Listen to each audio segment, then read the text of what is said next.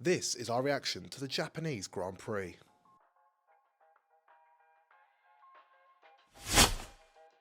So the first race start was pretty uneventful. It was just a matter of going to turn one, everyone was clean through turn one, not a lot really changed. Then, Ben, what happened between Albon and Ricciardo? We had a little bit of a prank between Ricciardo and Albon that ended with a big shunt into the wall and a nice red flag for everybody that got up early in the morning to watch an exciting race. Had to have a bit of a delay to get a cup of tea before we restarted again for a second start. Red flag early in the morning, you're sitting there ready for the Grand Prix, and then the inconsiderate drivers then decided to put a red flag out to just drag it on that bit more. But the incident, it was deemed a racing incident, no one got penalised for it. Obviously Albon was on the softs, he was a lot quicker. Ricciardo was on the inside, he got slightly pushed by the Aston, he then moved, Albon was trying to go around the outside of him, clipped the rear wheel of Ricciardo. Unfortunately for Ricciardo, nothing he did wrong. He went into the wall, no. Albon into the wall. Again, the Williams has had a crash. The Williams seems to be a bit crash prone at the moment. Yeah, the bill for damages is racking up quite nicely at the beginning of the season, isn't it? I'm sure James Vowles is not particularly happy about that. But also, Danny Rick at the moment, it's sort of the last thing he needs, isn't it, really, with under pressure from the Red Bull hierarchy to perform. Doesn't really need Albon crashing into the back of him. Yeah, no, Ricciardo did not need that. It's the last thing he needed today. He needed to perform well and put the doubters back to bed and get rid of them. But no, he didn't even have a chance to even prove that today. And Williams didn't need another chassis break and add to their bill, like you said. So for both of them, it was the worst possible start, really. Ferrari's strategy was interesting today. We had a mixed strategy. Sainz going the regular two-stop way that the majority of the field went, but we had a recovering Charles Leclerc on a one-stop strategy, which worked out very nicely for him over the course of the race. What were your thoughts on that, Matt? So, last season, if you had tried to do that in that Ferrari, the tyres would have exploded and it just wouldn't have worked. So they're proving that the tyre deg situation they had last season has pretty much been eliminated, which is great for Ferrari. They're able to do alternative strategies and make it work. And Leclerc did make it work and recovered to P4, which, I don't think he could have asked for much more, really. I put in my pre-race notes that for me, Leclerc has to at least finish behind Sainz, so that was really a fourth. So I think ultimately he drove a very good race. A one-stopper was going to be difficult with the amount of tyre degradation that seemed to affect the vast majority of the field. So really, I think Leclerc he's had a good recovery drive. I don't think it's his ideal weekend, but a good recovery drive.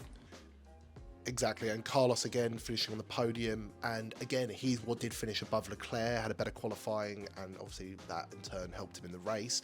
But again finishing above Leclerc, again the outgoing guy, not going to be with Ferrari at the end of the season, and he's still, obviously last week in Australia, and now this week he's outperformed Leclerc in both quali and race. So it still puts that question mark above the head of why are they getting rid of Carlos Sainz? Yeah, and considering Sainz basically didn't compete in one race, he's only 4 points behind Charles Leclerc in the driver's standings, so sort of that tells you a good story of who's been the more dominant Ferrari driver over the course of the early part of this season so far.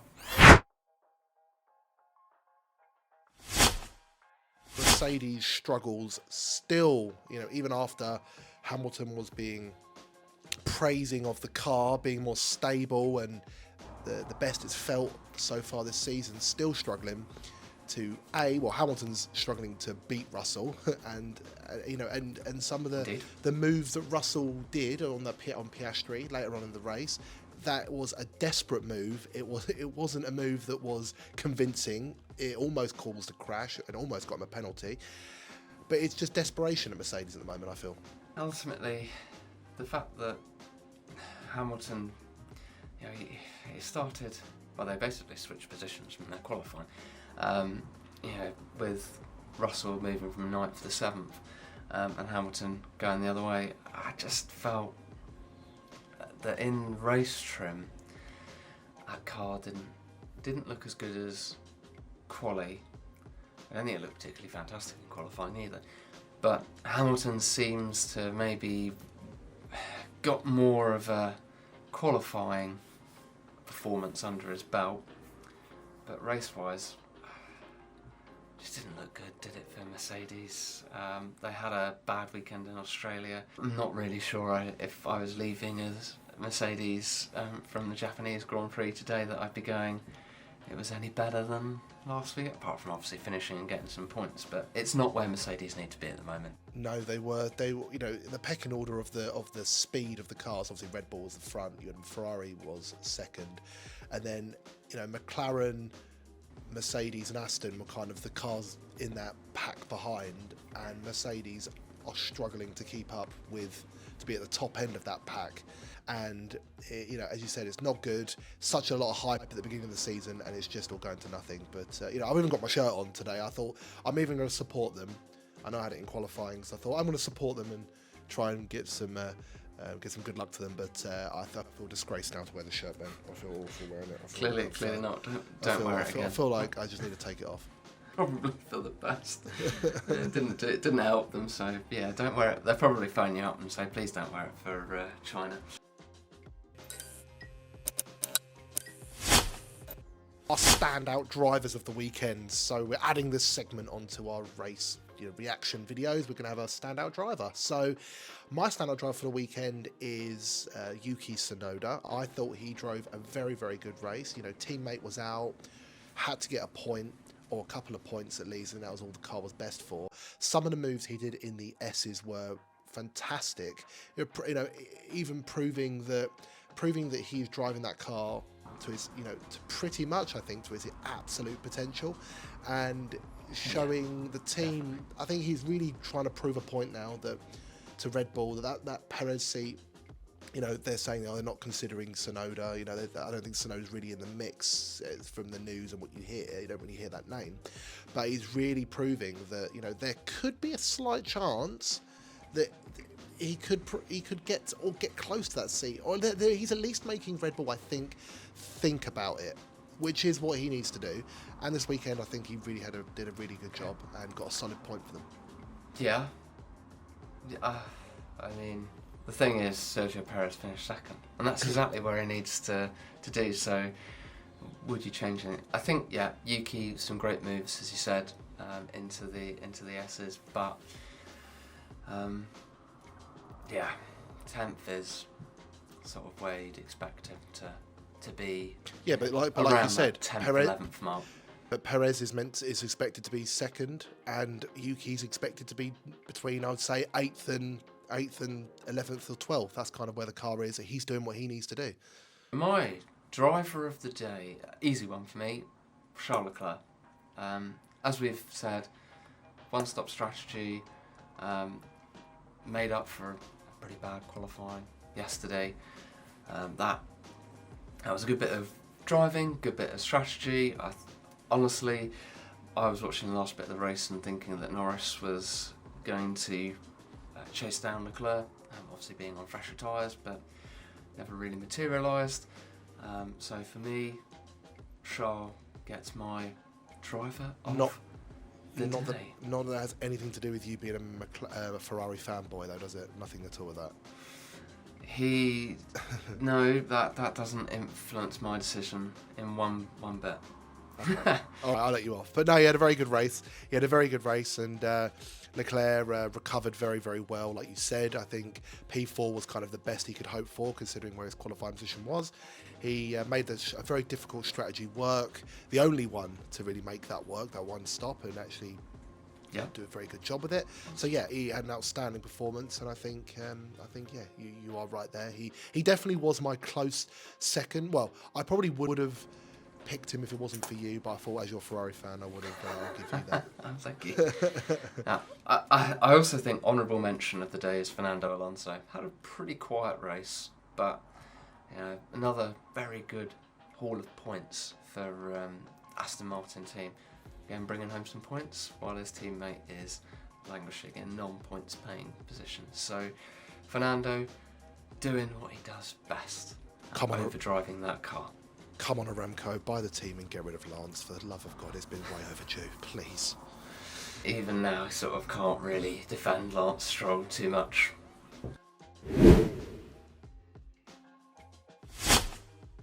Albon obviously going out, so there was only one Williams that was left in the race. So it was all left to the American driver Logan Sargent. And guess what happened? Nothing. Absolutely nothing. He didn't really do anything. He come last. He come last of the drivers that were still running in the race.